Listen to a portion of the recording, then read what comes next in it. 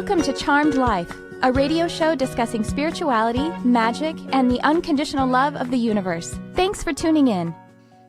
And I am your host, Tricia Carr. Thank you for joining us today. If you are watching live, this is a special broadcast time. We are getting ready for the holidays. Jarvis Essex, my producer, is going to be leaving me for the holidays. He's going all the way back home to the South. Where's that again, Alabama? Oh, Birmingham. All right. Well, I'm originally from Texas, but, I mostly claim California at this point. I've just been here longer. When you get a certain age, then, you kind of change your hometown. You keep staying there. Anyway, so we are getting close to the holidays, and I am so honored and blessed that you all are here with me. If this is your first time watching or listening, do know that you can watch live. Typically, we are on Sundays at 11 a.m. Pacific, and you can call in and you can ask a question or a reading or all kinds of fun stuff. So you can watch it live by my social media profiles. You can pretty much find those by searching Charmed Life with Tricia Carr, or my handle is Tricia Carr Charm for most of them. And you can also watch us on YouTube. That's youtube.com/Tricia Carr. I also post other videos up there besides this program. And you can find it on any podcast outlet. That would be iTunes, iHeartRadio. I think I'm on Spreaker. I can't remember. But I do hope that if you do join us, that you will please subscribe, like, share, and comment. I would really appreciate it if you do. I would like to say hello to the Lightworkers Lab. We are broadcasting live into this amazing spiritual community founded by Crystalline Compton. We are hosted on Facebook. So if you are looking for a home for fellowship and a resource to grow in your spirituality, your intuitive gifts, please do find us on Facebook by searching the Lightworkers Lab. I am a head teacher and moderator in the group, and I would love to connect with you there, or my own group, which you can find on Facebook as well. And I have just a couple more things to talk about before... Actually, yeah, I do have a couple more things to talk about before I get into my topic today, which is all about animals. Animal emotions is what I want to discuss with you today, because I've been getting a lot of questions and Spirit just keeps bringing it up. But I want to tell you about something that is very timely. I am teaching a class this coming Saturday, as we are broadcasting this on the Tuesday before this class goes live. I'm teaching it live online, not live in person, live online. So you can join from wherever you are. And also, if you can't join us on the actual days, you can watch it in replay, because if you join us for the class, you have access to the content for a full year, and you're going to want to go into the student portal to access it anyway, because we have techniques and exercises. And anyway, so what this class is, it's meet and work with your elemental guides. So if you are interested in working with your spirit guides, well, know that part of your spirit team is actually are actually beings from the elemental and etheric realms. So this is something, if it's brand new to you, it's the first time you're hearing this, well, you've heard of fairies, right? Well, these are beings, actually, they are real, and they are of these etheric and nature realms. They're basically like angels of nature and other realms that are very close to us, other dimensions and densities that are close to us, working with us. If it seems new to you, if it seems a little far out there, well, that's just because we've been conditioned to forget about it. We remember angels even if we at some point in our life didn't believe in them. We didn't really know that we could have a connection with them. Well, these beings are working very closely with us, whether we know it or not. Your elemental guides are powerful manifestors. They work with you for abundance. And I am seriously living testimony of this, because since I've been preparing for this class, I've been getting to know my elemental guides, hearing the messages and the guidance that they are always giving me all the time. I mean, and not in any time that I reach out for them, but all the time. And they are really evidential. They really are showing things up in my experience. It's crazy, and I'm just so excited to share this with you guys. It's a fascinating story. All the things that you thought about unicorns when you were little, they are true, and more. So this is what we are going to be studying in this 2-day class, and it is this coming Saturday and Sunday. And again, if you can't join us live, no problem, because we have the archive available all year long. go to either my website, and that is triciacarcharm.com/elementals. That's how you can sign up on my website, or you can go to my website, triciacarcharm.com, work with me, classes. You'll find that, as well as my Empowered Empath course if you're interested in that. If you are a member of the Lightworkers Lab, please go to thelightworkerslab.com/elementals. They're not any different. It's the exact same program, same price and everything, same cost. It's just that if you are a Lightworkers Lab member, then you should be signed into the Lightworkers Lab website, where we have our free library, and to know that you're a part of that community, that's how you want to sign up for this class. All right. Again, just the lightworkerslab.com/elementals or triciacarcharm.com/elementals. I hope to see you guys there. It's going to be so fun. It's going to be so magical. And I wanted to tell you one more thing, which is my wonderful friend Carissa Moore is offering some amazing deal on her energetic work. She is a crystal therapist, and she is also an energetic coach. I did her coaching, I think it was last year. Amazing. I just can't even say enough. It's a powerful coaching experience, really transformative. You work through your entire energy body. I think she says it's basically like having a powwow, big spiritual meeting with your team every 2 weeks is how she does it. So I encourage you to go to estesenergetic.com. These deals are amazing. This work is powerful. Carissa is amazing. I love her so much. So do check that out. Well, that's the end of my promotion today. And I want to talk to you about animal emotions because, like I said, I've been getting not just questions. I've been getting questions from people, but I have also been getting a lot of other signs about this topic. And so I am writing a book, and that's going to be great because that'll get a lot of this off my chest. No, a lot of the work that I've been doing, I'll be able to share it that way. But there are some things that have come up, and I really feel called to talk about it. So first of all, one of the catalysts was someone wrote me and asked me, hey, do animals have the same emotions that we have, that humans have? Do animals have more? Do they have less? How does that work? And so the answer there is yes, they absolutely have the same spectrum of emotions. They have access to all of them. And they have a lot of similarities with humans, such as having a life purpose. And, all of it, they have ego as well. They can get jealous. They can get neurotic. They can get mental illness. Of course, when we see that, that's probably not a big surprise. They fall in love. They have romantic feelings. They really do. They have all of the same, like I say, access to the same spectrum of emotions that we do. However, they are different than us. And, they're individual, just like we're individual. Our individuality, our personality is sort of governed by a lot of factors, the nature and the nurture. The nature being I was born with these propensities and a blueprint on the spiritual side of things as well. We come in with a blueprint of a certain kind of mission or overall big bullet points that we want to accomplish in this life. And then some smaller ones too that may be negotiated as we get here. Animals have that as well. And then, of course, we have our physicality, whatever our physical body develops, that's going to influence our personality. And then there's the nurture. And the nurture can be, obviously, all of the choices that you make. That is truly the biggest part of it. Your choices are your beliefs. That is actually what creates your entire reality, including your personality. There is also the family in which you are born, and that is a part of your blueprint because, you're born with those people. You can't really change who you entered this world through, right, after you get here.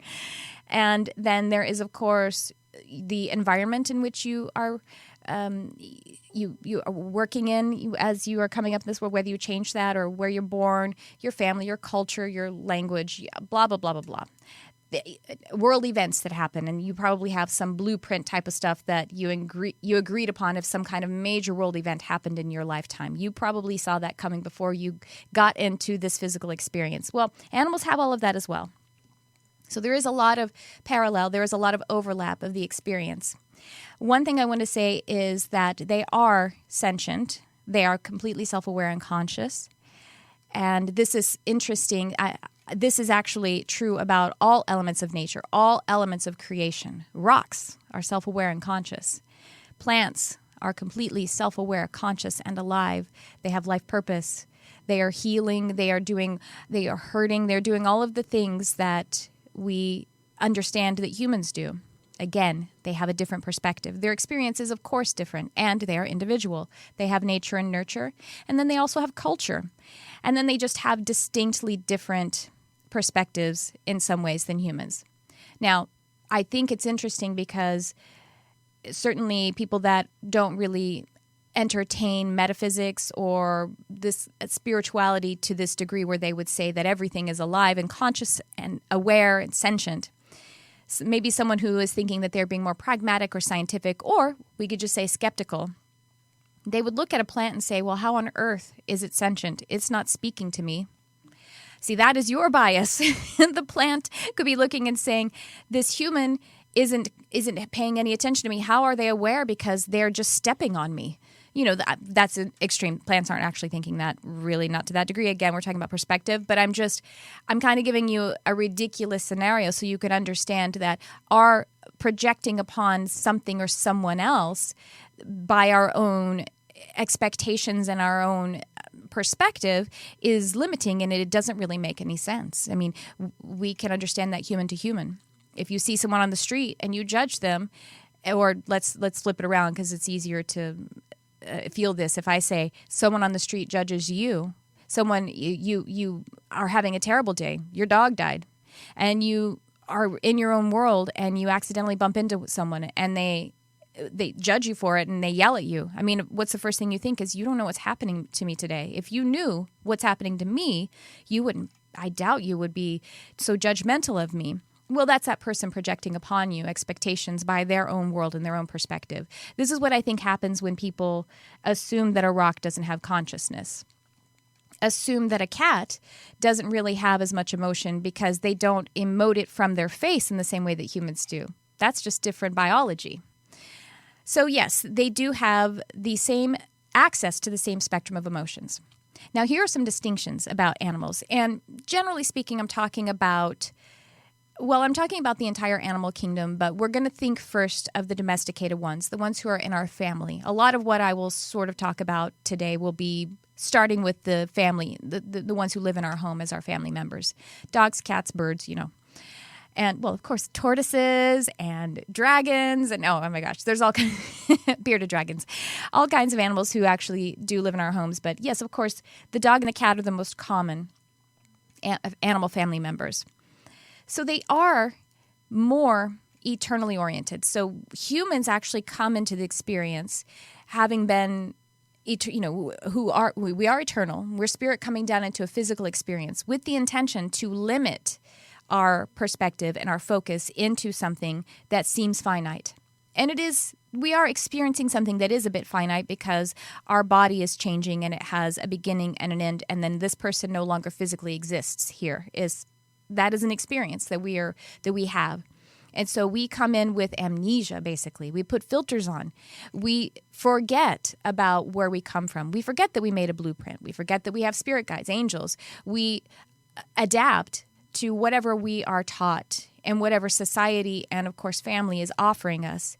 And the reason we do this is because we must survive by having these relationships. And so it's perfectly logical. So we forget more and we forget more. And sometimes we have inner conflict because we have a knowing, and yet we have the expectation from the outside world and what we perceive as the need to survive to be in a forgetful place about it. And so it's very confusing. Animals, they don't really forget. They don't have as much amnesia. They don't really forget. They get the eternal perspective. They live it. They are more present than we are too. Now, when I say they forget, they don't forget it, and they understand it, and they live it. They understand their eternal nature. It isn't that they are sitting around thinking about it either, because they are more present. They are better at focusing on this reality, on this physical experience, with a knowing or like a base understanding of their eternal nature. That seems like if this is the first time you've kind of entertained, you're just going to maybe not use so much of your mind about it and try to just feel how that difference might be. They're very present and committed and able to focus on this moment and this reality, yet they understand that there is a higher or a greater reality of being eternal. They also do have, in common with humans, growth, development. Obviously, they are physically young and they physically develop. They physically develop mentally as well. Their mind needs development. They come in here very young and not understanding. Whether they are domesticated or wild, they still have mental development as well. And they have spiritual development. Along the lines of their spirituality, they have a lot of things in common with humans as well. Animals do have spirit guides. Now, I think that the spirit guides are more oriented in the etheric realms that I was talking about. My class is about, because they are closer to the density and the experience of Gaia, of Mother Earth. And so their spirit guides are more of nature angels. I think this is my experience. Talk to me in 5 years. Maybe I'll have experienced something else. I don't ever like to claim I know everything, because this leaves me open to learning more. But just to give you a little taste of that. And actually, when I work with, I'm an animal communicator. So when I work with animals who are very young, sometimes I do have to remind them that they can call on their spirit guides to support them, that they can have that conversation. The reason I remind them of that is because they are in spiritual development. They are always, when I talk to little animals, baby animals, about their spirit guides, they're always like, yeah, I know about them. What about it? Like they're aware of them, but they don't really, because they are going to develop into more spiritually mature through this focused experience of being a new kind of physical being.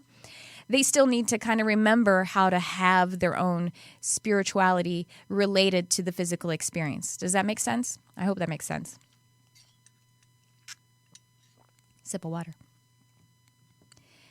So being present, having the same emotional experience as we, but also being very connected to nature. So this takes me to another point that I want to talk about. Oh, before I talk about that, actually, before I get into this experience of the animal's spirituality and a little more in depth, I want to talk about my sponsor. I have an amazing sponsor today sponsoring this episode of Charmed Light. So Zola Registry.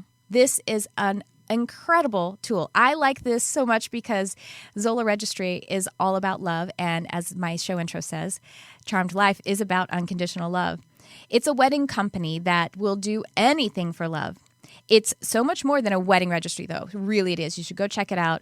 It has so many fun and really easy features to use, and what's amazing about it is it's completely free. Zola Registry has all of the favorite department stores, plus things like honeymoon funds, fitness classes, wine subscriptions, and a lot more.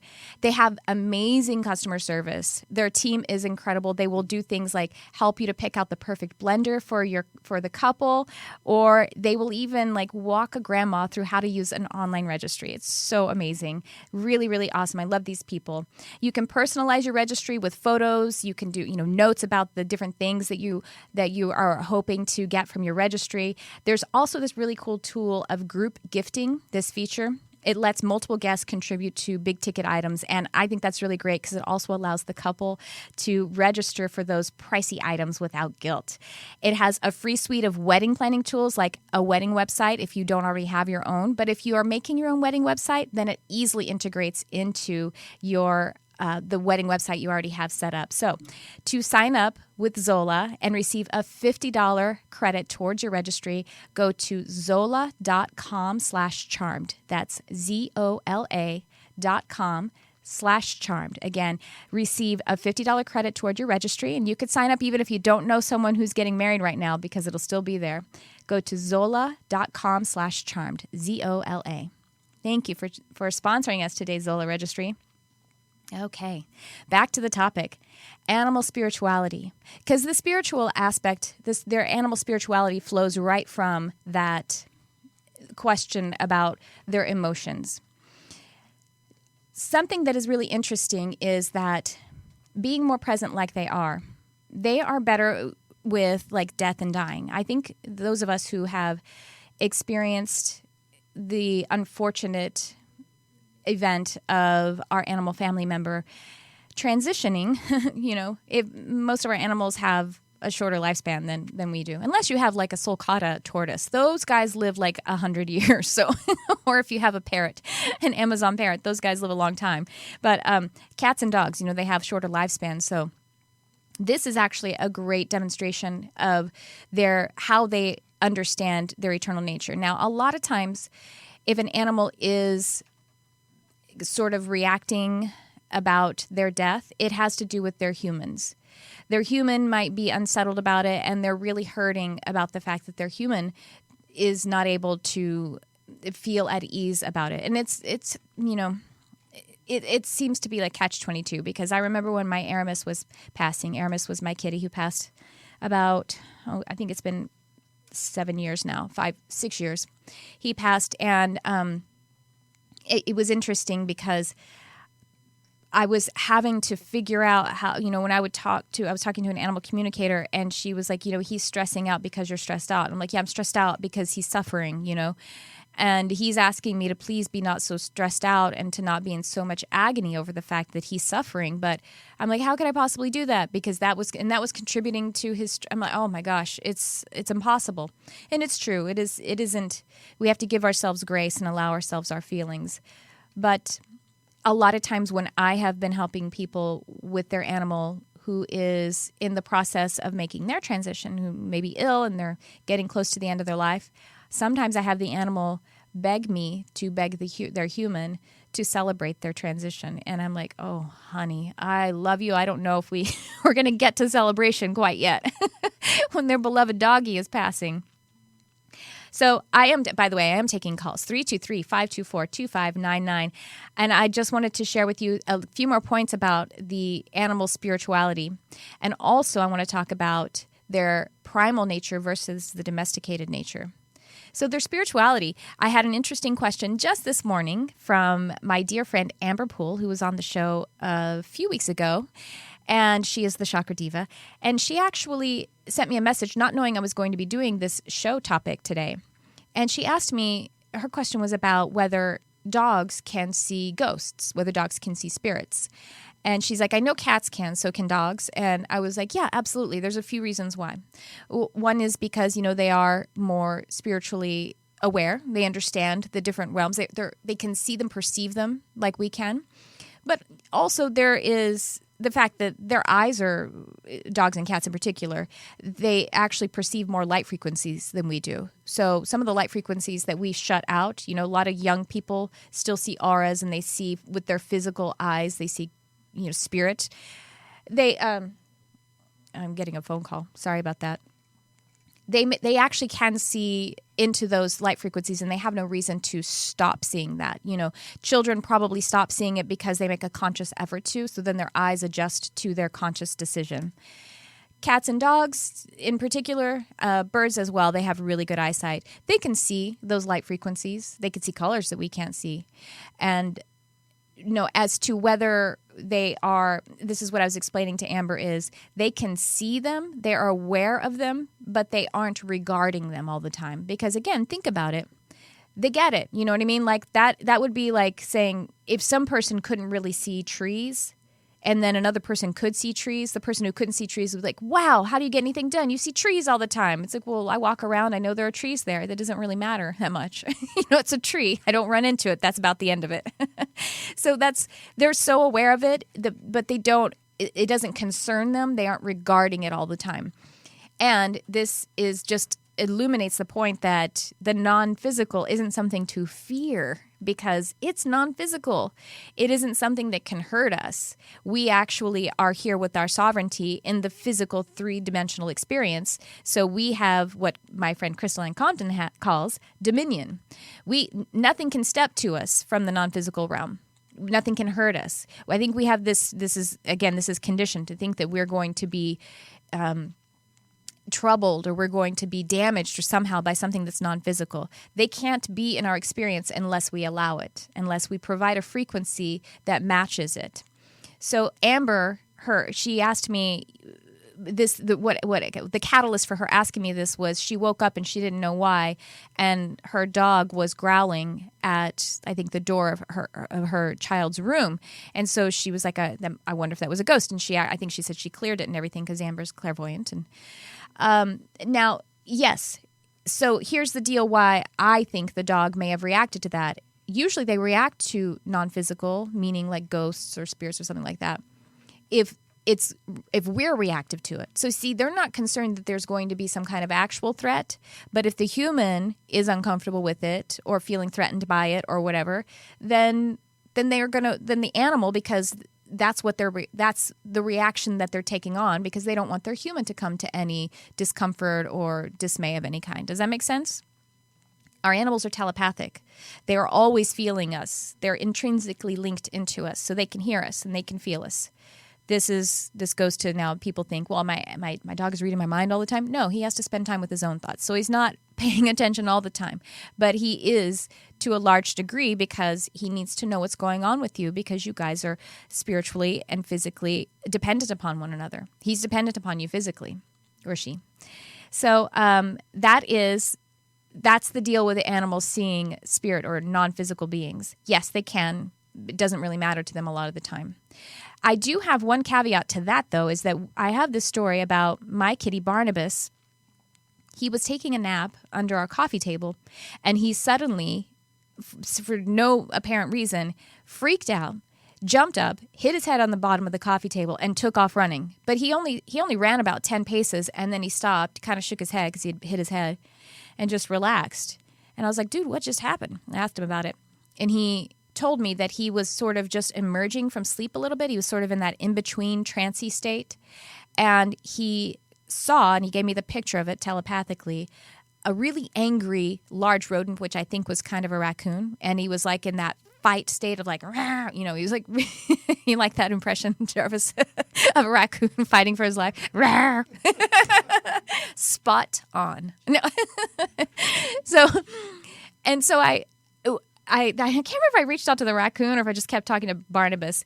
What the deal was, the raccoon was passing. He had just passed, but his life had ended in some kind of fight situation, whether he was fighting with another raccoon or he got hit by a car or something like that. Either way, there was this traumatic kind of fight response he was still in as his consciousness left his body.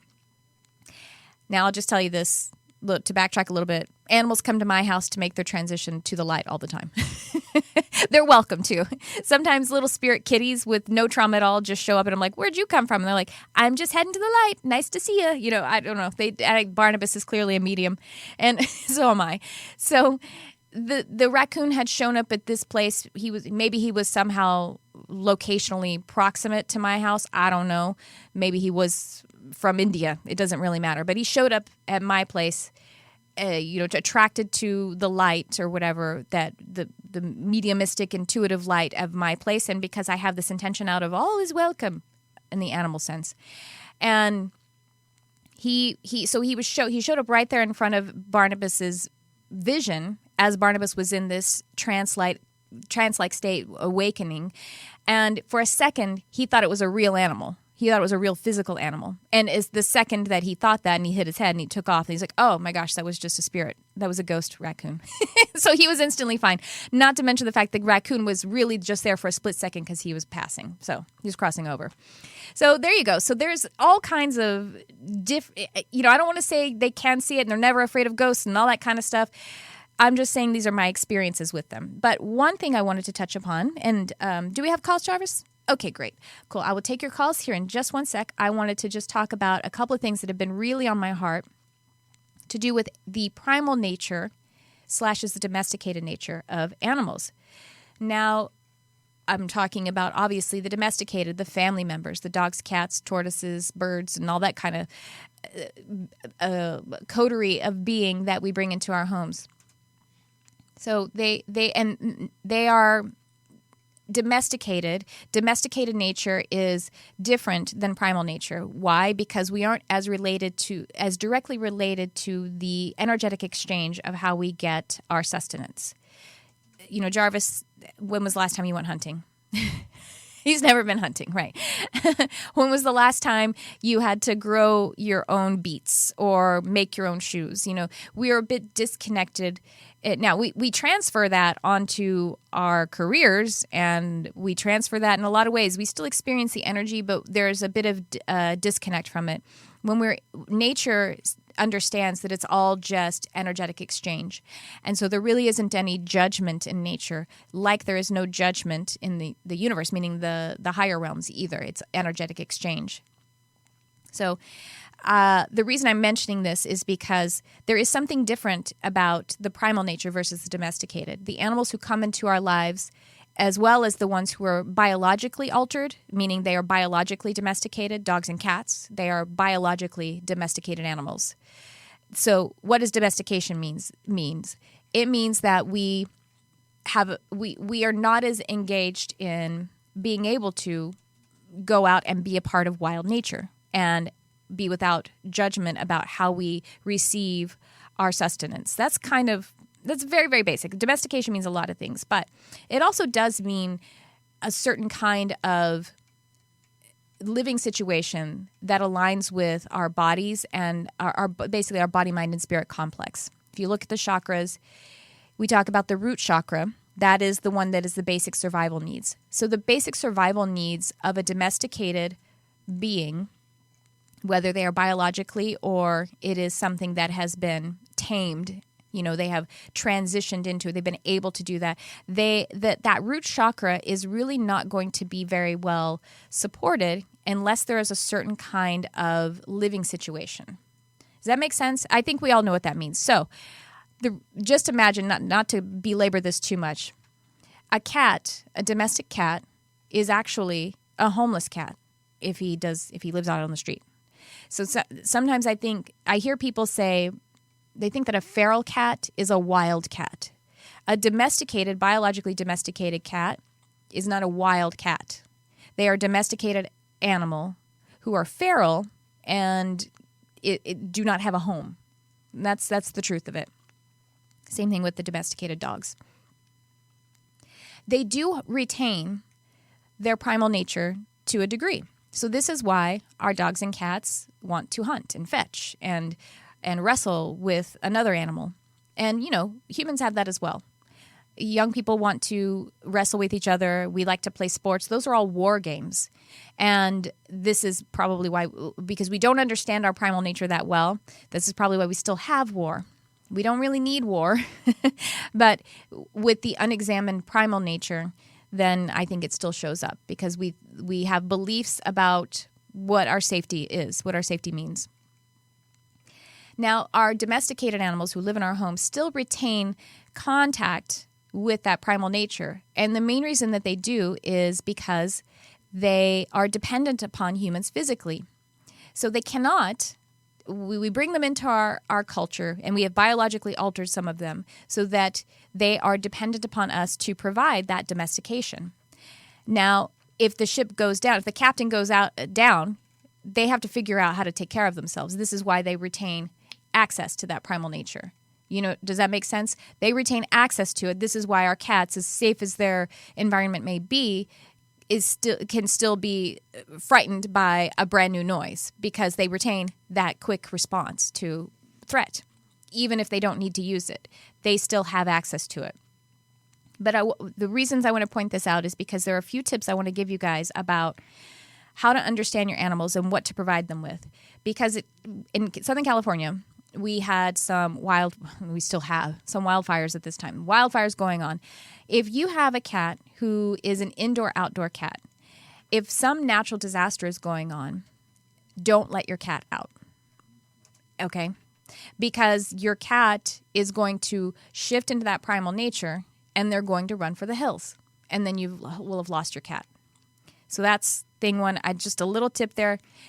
Same thing with your dogs. Be very careful if it's the 4th of July. Many of you probably who have dogs, you probably already know this, but dogs are naturally what we call gun shy. They're very afraid of those explosive noises. That's how I actually lost my dog Peppy when I was 17. We had moved to a new place. It was the 4th of July. We didn't realize, because we were new at this home, that the gate had a pretty tricky latch, and he tripped the latch, and we never saw him again. And he'd been with us a while. He got lost. We don't know. I don't think we know what happened to him unless they never told me. I think he just got lost, and then he got hit by a car. That's what my mediumistic communication is with my dog Peppy. Anyway, you have to be very careful with your animals when there are these events that are going on, because this can shift them into their primal nature. I know some people, when they have dogs, and if they have a few dogs, and if something scary happens to the dog, they might start to attack their best friend because they've just been shifted into primal nature. And then when they're able to shift back out of that primal response, now they're licking each other's wounds. And you're like, what the heck has happened here? Because it's a total shift, and they also call it prey shifting or prey drive, which is why we have to keep small dogs and big dogs separate if there's a large expansive space for them to run across. Because even if they're best friends, that large dog could clock that little dog as prey just because he's running. And he actually doesn't want to kill his best friend, but he shifts into something that is really primal, and we all have it, and he doesn't know what he's doing, kind of. He shifts into something that is where there is no judgment, meaning judging the fact, I love this animal. This is my brother, doggy. It's interesting. This is where they are. But the last thing I want to talk about, and then I will take your calls, is so far as cats in particular. Now, there are some people who are, this is going to be a very generalized conversation, but it's just something that I want to discuss about whether we should let cats be indoor only or whether they should be indoor-outdoor. Now, there are a lot of different circumstances here, but I do want to address the fact that cats, again, they are domesticated animals. Now, they are a little less domesticated than dogs by a couple of generations, I think it is, but they still are domesticated animals. So when we let our cats outdoors, they will engage in primal nature. So they will be out there not only hunting, but they may shift, if at some point they may shift into primal nature and you won't see them again, which is why I say with natural disasters, be careful. Do they need to be in that environment? In my opinion, they don't need it. And if you live in a city, it is going to be healthier for your animal to be indoor only. I had a case once where this person had her cat for, I think the cat was 8 or more, it was an older cat, and she suddenly thought, I feel guilty and I need to let my cat go roam outside. Well, the cat got promptly lost because she got scared when she got out there. She doesn't know what to do about it. And the cat actually asked me, why did she do that? And basically, she was one of the animals who explained primal nature to me. She's like, I don't know how to resist that, and I'm scared out here now. And so then she let it, finally got her back. We did get her back. And now, of course, the cat's yelling at the door because now she's got a taste of it. It's kind of like getting a taste of drugs. So it took her a while to be transitioned back to an indoor-only cat. My cats, the walls could be blown off the house. They are not leaving. Especially my little Delilah. She was feral for the first 12 weeks of her life. She's like, I am not interested in what's going on out there. I've been there. I've done that. And it was not as nice as my couch. She gets it. So now there are some situations where having an indoor-outdoor or an outdoor cat is amazing. Now you still are, because it may be more of a natural environment, and so there aren't streets, or there are hardly any streets, and but I would still say having a stable food source and a place where they can find shelter is really important to to support what is biologically their domesticated nature. And the thing about it, I just want to point out, is that if you live in a city, or even if you live in anything that has some sort of human conventional construction around, they aren't really ever totally in a natural or wild environment. So they aren't out there living a life that is natural to them, a life that they understand. They don't understand roads. They didn't put them there. So I want you guys to understand that. You can have indoor cats who are incredibly happy with their life the entire time. This goes also to birds, because birds who we bring into our family, I know I've heard people say, that's so awful, they're in a cage. When a bird is domesticated and tamed, they are really happy inside a cage, and it's actually very natural for them. It feels natural to them because they don't actually just go fly around just for giggles. I mean, some do. You see birds soaring around. They do need exercise, but they mostly, especially the birds that we domesticate, they mostly forage, and that's why they move around. They spend most of their time in the comfort of a tree and with their flock and their bond mate. So a bird in a cage, if you leave the bird's cage open, they usually stay inside. My birds were in cage, out of cage. I'd left the door open all the time. They still spent most of their time inside the cage. So just so you understand some of the things about that. And now I would like to take some calls. I know I went on for a while, but I just had so much on my heart, and I haven't been able to sleep because these topics had to come out. So let's take a caller. Okay. Hello? Anyone there yet? Almost. Hi. Oh, hi there. Who's this? This is Sarah. Sarah? Hi, Sarah. Is that with an H at the end? It is. Oh, great. How are you, Sarah? What's going on today? I'm doing great. I'm just listening to your conversation. It's awesome. I've always had such a strong connection with animals, and I've always had animals around me my whole life. So I would love if there's any kind of messages, maybe, or... Yeah, sure. I also lost... What? Go ahead, honey. Sorry. No, go ahead. Oh, I was just going to say, when I was young, I also lost a dog that I was really close to, and it was really hard for me when I was really young. So it'd be awesome to get any information. Was the dog white? Yes, it was. Okay. Was he kind of medium-sized? Yeah, he was. Yeah. And was his hair a little on the long... Tell me what kind of breed was he? A little longer hair? And what is his name? I just want to... Yeah. Okay. And what was his name? It was Rascal. Rascal? Mm-hmm. Okay. Yeah, Rascal is with you. He was very excited. Were you already talking to him before you got on the call with me? You were thinking about him a lot. He was really close. He's giving you kisses. He's showing me you were about, I can't tell exactly. I see a picture. It looks like you could be 8, 9, 10, 11, something like that. Is that the time that you guys were? Yeah, really close? I was about 8 years old. Okay. Yeah, and did he play? I see you guys playing together. It looks like there was some tug of war, and then maybe you tossed something for him. He's remembering some of those times. I know that's kind of general, but yeah, that was. Yeah. Okay. Yeah. So he's with you all the time, and Rascal, he says that maybe down the line he would want to come back to you, but it seems like right now he's really happy with the work that he's doing with you.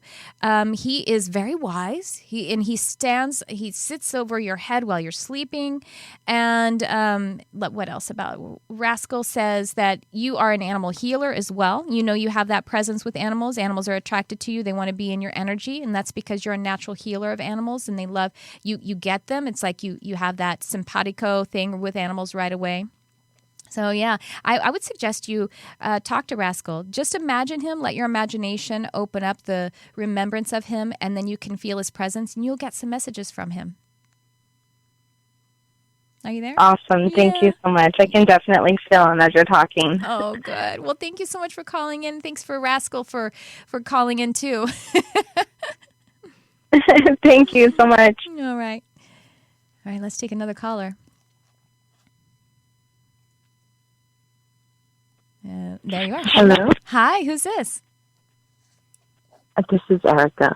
Erica, how are you today? What's going on? Yeah, I'm good. I just happened to come across your video on Facebook, and I'm like, oh my God, I hope I could get through. Oh, thank you. So you did.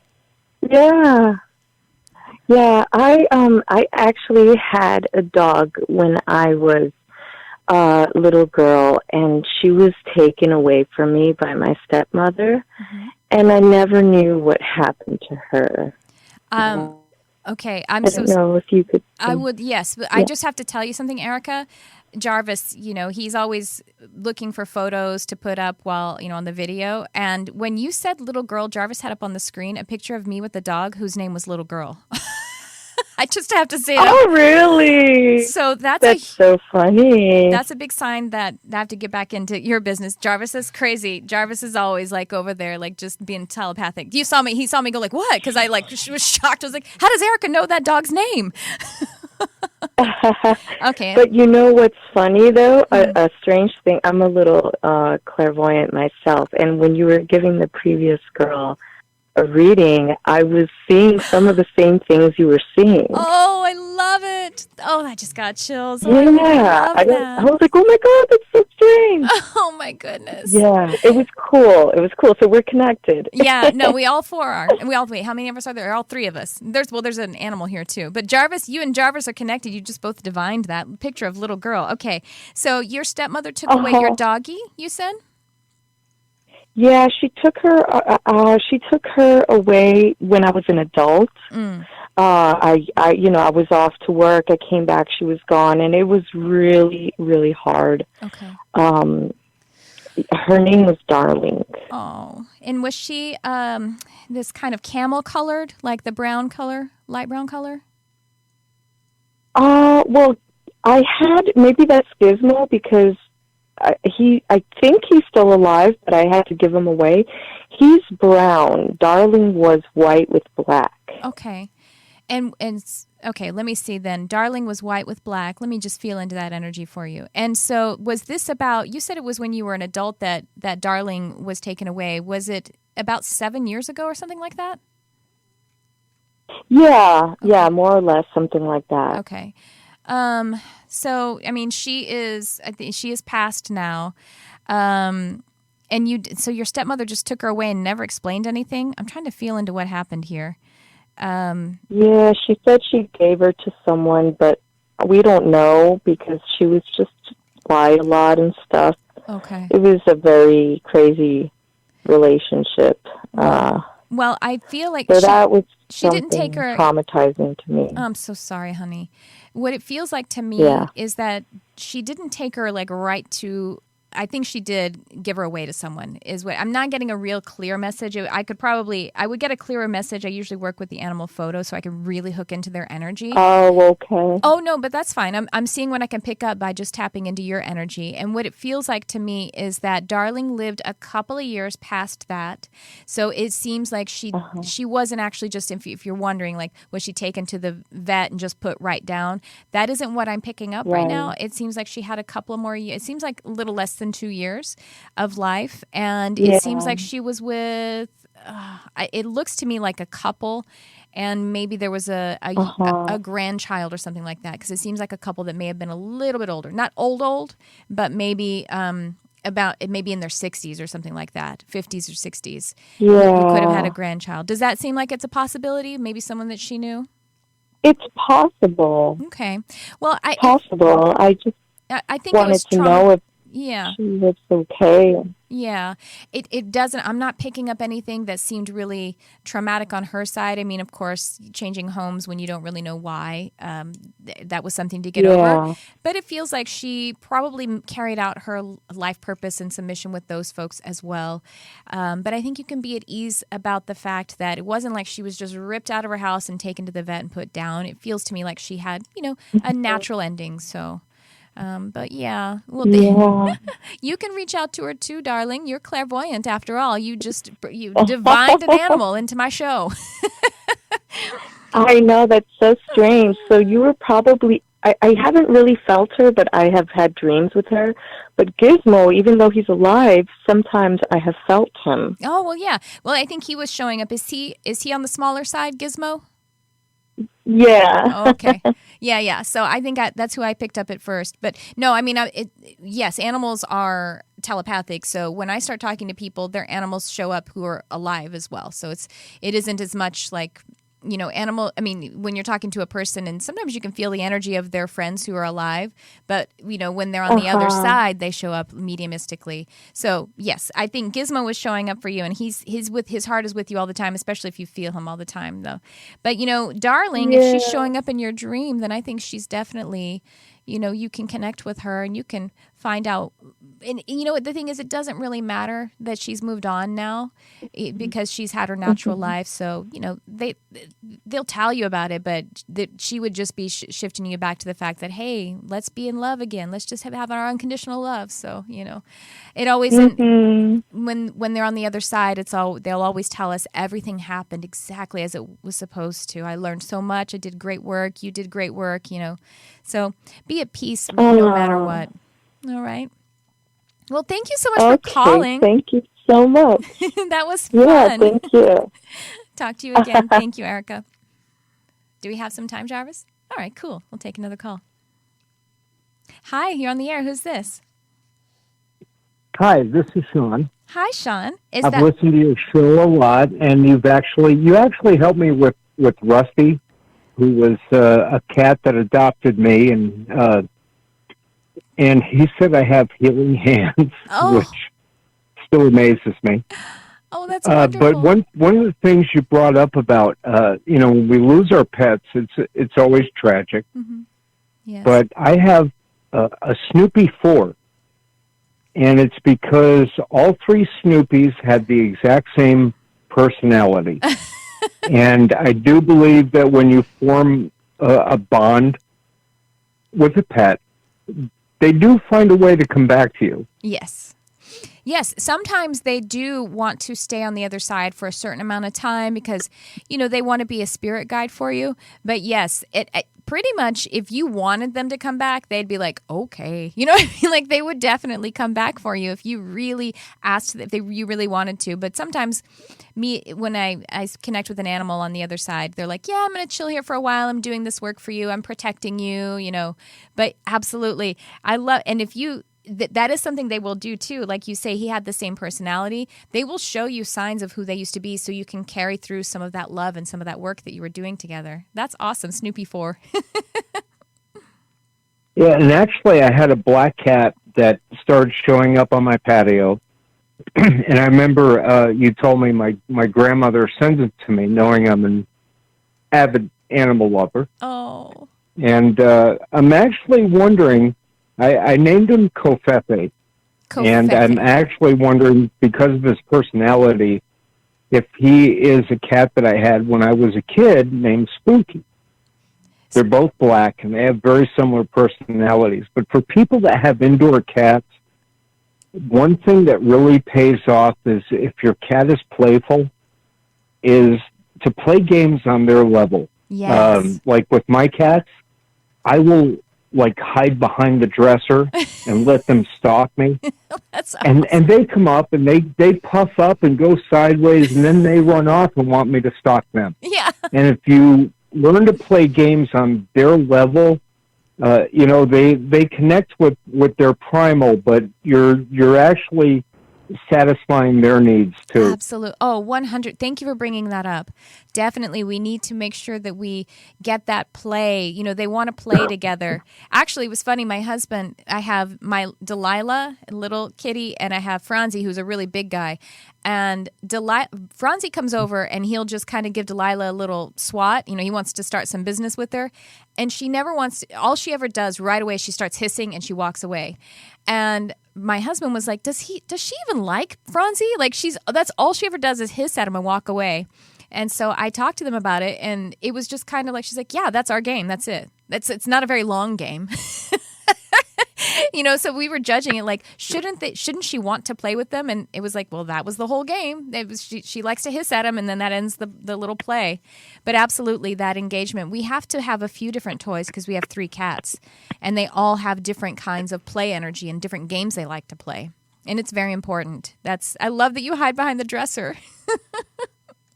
They love it when I play at their level. Yes. When I stalk them and they stalk me, and I think it's good to get down on their level and play at their level, because they're more emotionally healthy. They get their playtime. Yes. And I think it's important. Yes, absolutely. It was kind of funny when you brought up about rocks and plants, because this is probably a little bit before your time, but when I was a kid, I was so addicted to the Schick Sun pictures.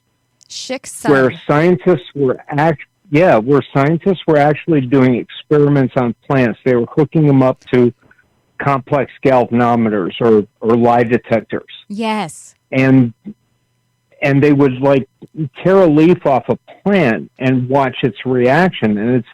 And I think in the technological world, we lost touch with the fact that everything we run across is sentient. Yes. Our experiment they did where they put the probes in a yogurt culture, and then a yogurt culture that was on the other side of the room, they fed some milk and sugar.